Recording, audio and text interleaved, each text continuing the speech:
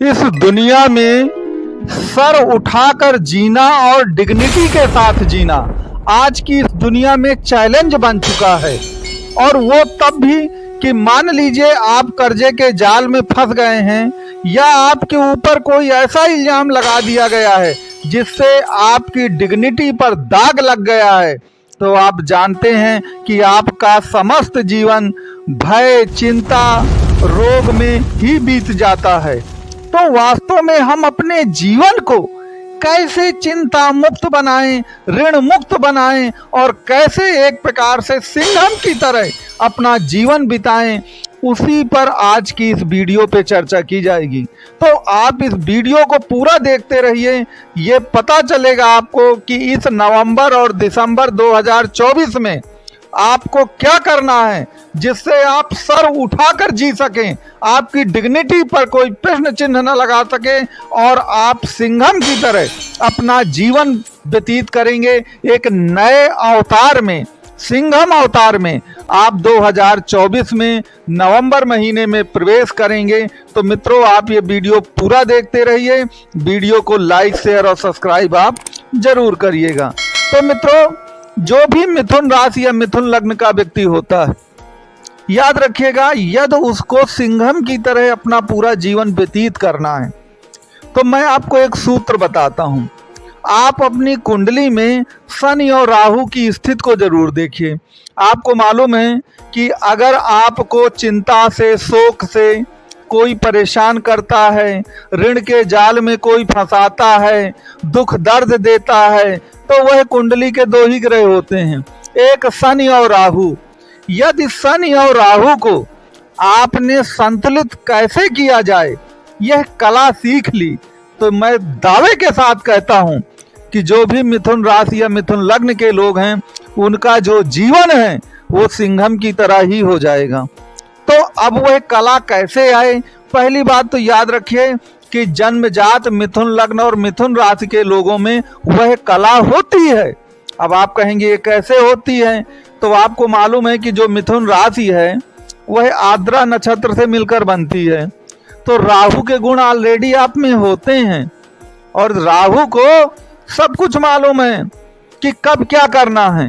तो कुछ कुछ तो गुण आप में वो हैं, लेकिन उन गुणों का कैसे प्रयोग करें, क्योंकि बिना शनि को संतुलित किए बिना, याद रखिए, आप उन गुणों का प्रयोग नहीं कर सकते हैं, क्योंकि आपकी कुंडली में अष्टम भाव का स्वामी शनि ही होता है। तो इसको कैसे संतुलित किया जाए? पहली बात आप याद रखिए कि देखिए, शनि जो है वह आपको कठोर परिश्रम की ओर ले जाता है और आपके लिए तो शनि अष्टमेश भी है, तो वह और भी ज़्यादा कठोर परिश्रम की ओर आपको ले जाएगा। तो कठोर परिश्रम शनि का गुण है, हार्ड वर्क शनि का गुण है। तो याद रखिएगा, ये जो बैकडोर से या स्मार्ट वर्क द्वारा किसी कार्य को चुटकियों में कर देना, ये राहु का गुण होता है।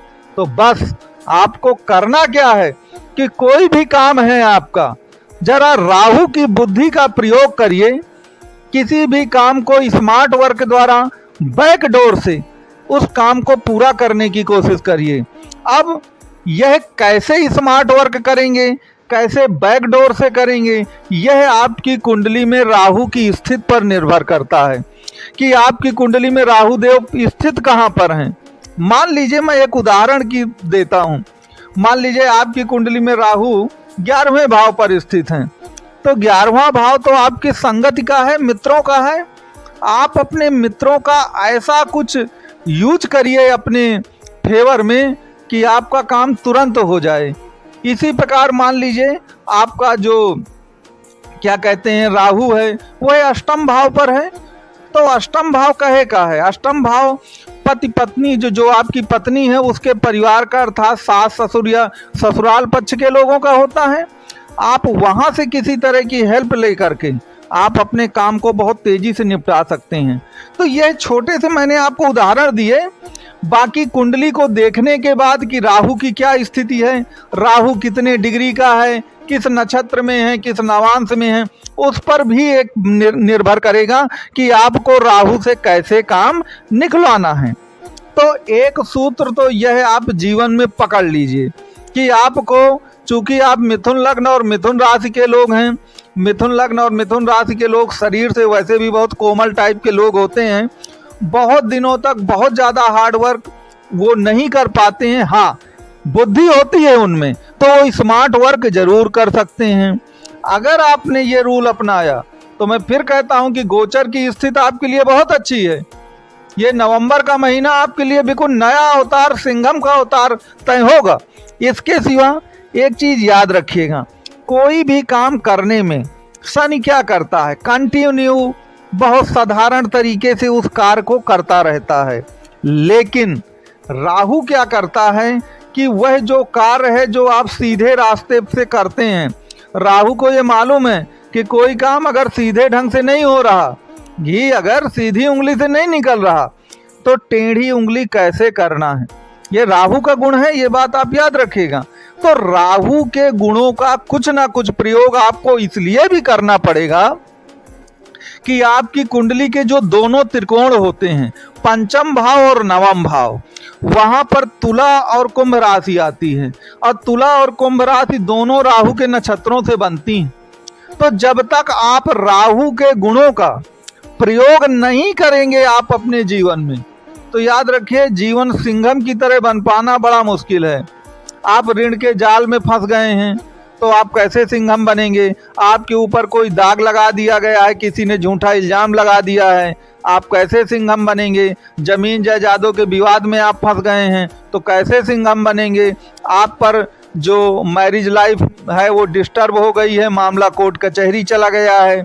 तो इन सब में अगर कोई मदद आपकी करेगा तो वह केवल और केवल एक ही ग्रह करेगा, वो करेगा राहु। क्योंकि देखिए राहु जो ग्रह है ना, उसको राजनीति की सभी विधाएं प्राप्त हैं, उसे साम दाम दंड भेद सब मालूम है। कब साम का प्रयोग करना है, कब दाम का, कब दंड का, कब भेद का, ये केवल आपको राहु देव ही बता सकते हैं। राहु देव के सिवा अन्य कोई भी ग्रह इस बारे में आपकी कोई मदद नहीं कर सकता है। अब देखिए, अगर आपका राहु मान लीजिए अपने ही नक्षत्रों में है, या आपकी कुंडली में शनिदेव जो हैं वो राहु के नक्षत्रों में है, आद्रा में है, स्वाति में है, सतभिषा में है, तो अब तो आप स्वयं भी बड़े सक्षम होंगे ये करने में। अगर नहीं है तो कुल मिलाकर के ये देखिए कि अब राहु कहाँ बैठा है और किस तरह से आप राहु और शनि को संतुलित कर सकते हैं। आप इसके बारे में ज़्यादा अगर जानना चाहते हैं या कुंडली का विश्लेषण कराना चाहते हैं कि वास्तव में शनि राहु के लिए क्या किया जाए, तो नंबर आपको दिया गया है। ये जो नंबर है आप इस पर कॉल और व्हाट्सएप कर सकते हैं। तो मित्रों, बिना शनि और राहु के जो मिथुन राशि के लोग हैं उनका एक प्रकार से जीवन सिंघम की तरह संभव नहीं है।